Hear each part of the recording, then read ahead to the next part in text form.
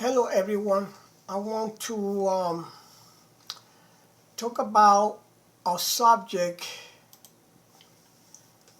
I just bringing this subject to light to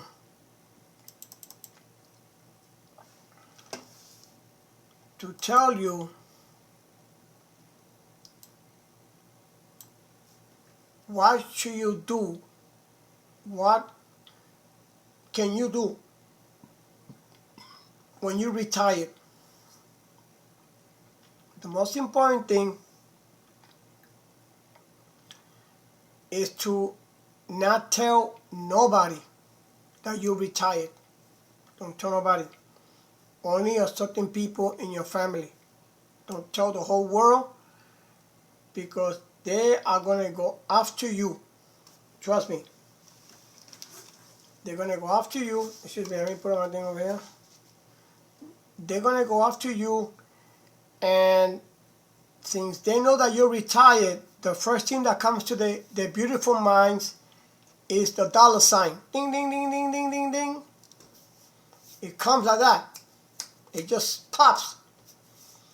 So what happened that a long time ago in 2000, I think it was 2019, right? Right before I decided to move to Texas, and then I met this lady on the internet through her daughter, and she's from Mexico, but she comes and stays in Austin, Texas. And she turned around, her daughter asked me, check this out, this is how it starts. Hey, what do you do for a living? You know, what do you do? See, that when they ask you that question, it's because they want to make sure, they want to find out how much money are you making. That's all it is. That's all it is. They're going to get an idea how much money you're going to get. They know how much money you got. They don't have to ask you how much you make and all that kind of crap. All they got to ask you is, hey, are you retired? Or what do you do for work? And if you open your mouth and say, oh, I'm retired, and then they're going to think big bucks, like dollar signs all the way up, all the way across the head like that, like 1, 2, 3, 4, 5, 6, 7, 8, 9, 10. You never been to those restaurants that you go, you do review, and you see 2 stars, 1 star, so you see 4 stars, like that. So in their heads, they're like 5,000 stars up here, $5 signs, sorry. So I told her, you know, I'm retired. And she said, oh, wow, that's cool, man. I'm glad to hear that. Listen, I'm going to talk to my friend. You know, she looking for a guy. You know, she want to meet somebody. And, you know, will you mind if I give you your number to her so she can contact you? You know, hang out, you know, maybe get to know each other, you know. And I said, okay. Give him my number. She gave him my number. As soon as she gave my number, the next day her mother calls me. And she started babbling and saying a bunch of stuff, whatever. We became friends. We started talking a bunch of crap, whatever. And last but not least, it came to a point that, you know, since she was my same age at that time, talking about 5 years ago, I'm 69 right now. And we decided, you know, since we are old enough, 60-something years old, so, you know, it doesn't matter, you know, we're not little kids, we're not little children, you know, we already got our mind made up already, what we want. So she gave me that hint that she already know what she wants. So I said, okay, let's do it. So what happened?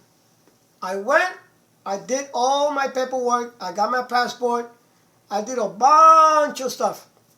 I took care of my teeth, I took care of my eyes, I did a bunch of stuff before I moved to San Antonio, but I was an hour away from San Antonio where she lives, where she was staying, and I was staying over there.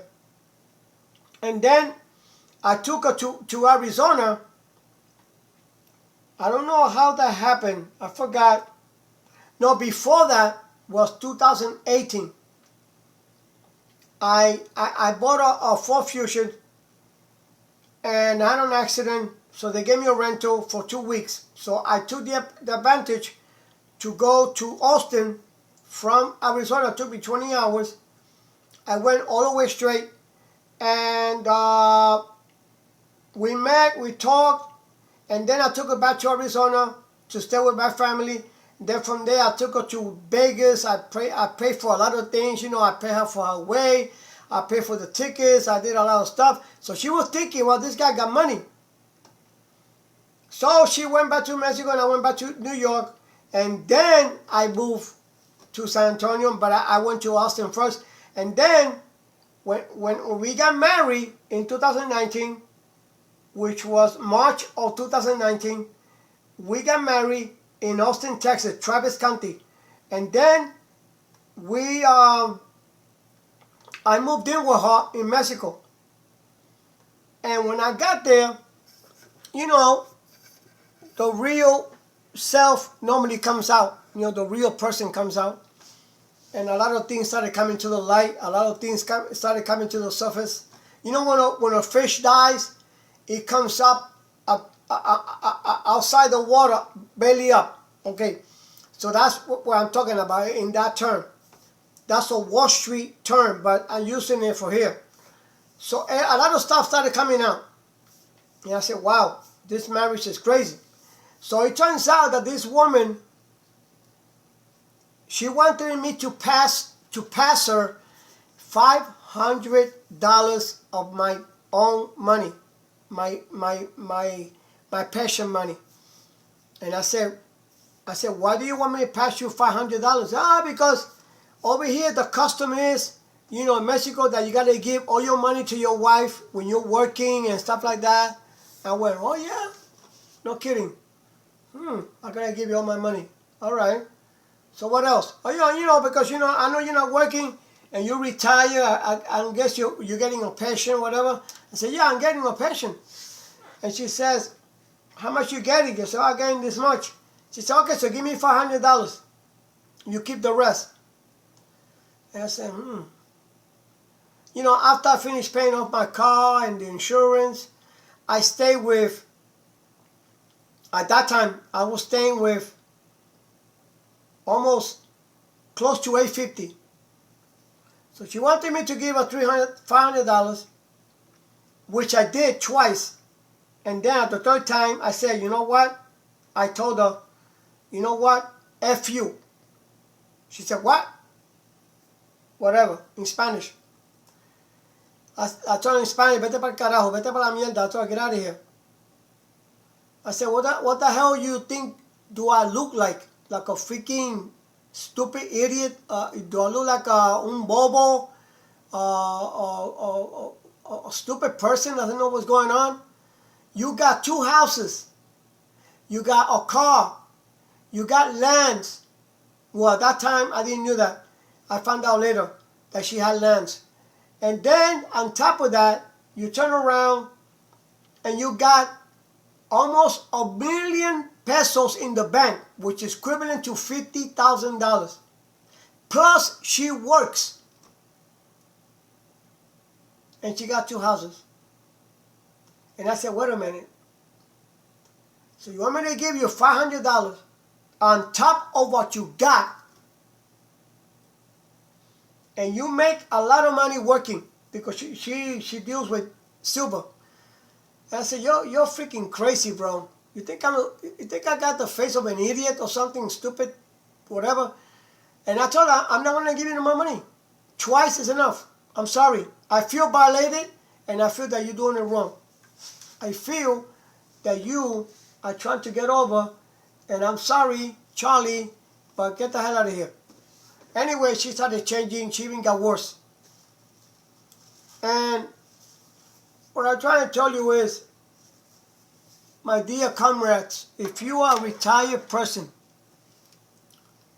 you plan to retire, or you retire, and you got to watch out these women that you meet online. Be very, very careful. Everything that glitters is not gold.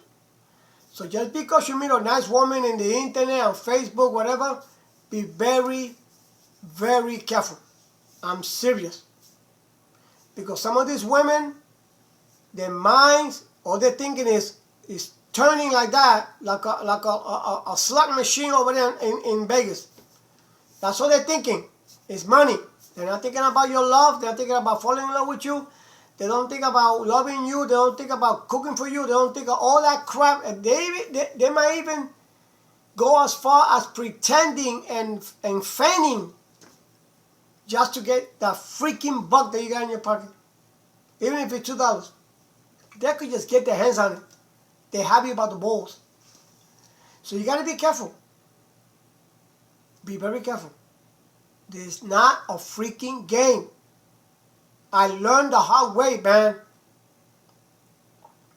I heard about a guy in Canada that he sponsored a lady from Indonesia, a beautiful woman.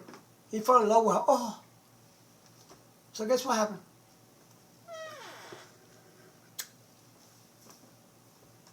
The stupid fool lost everything.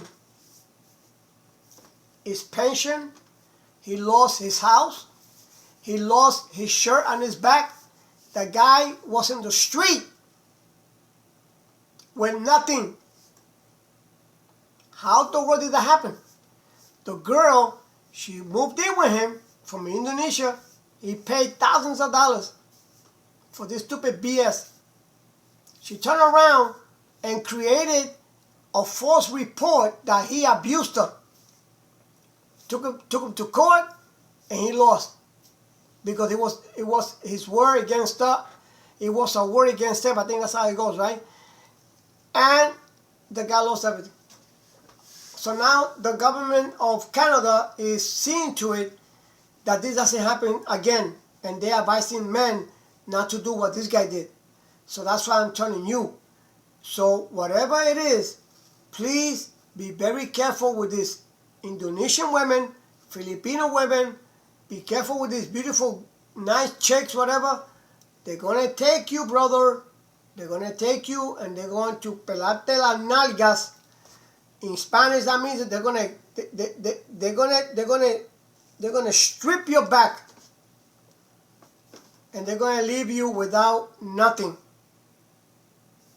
I'm telling you, a lot of people, a lot of men, good men like myself, has lost everything to these people.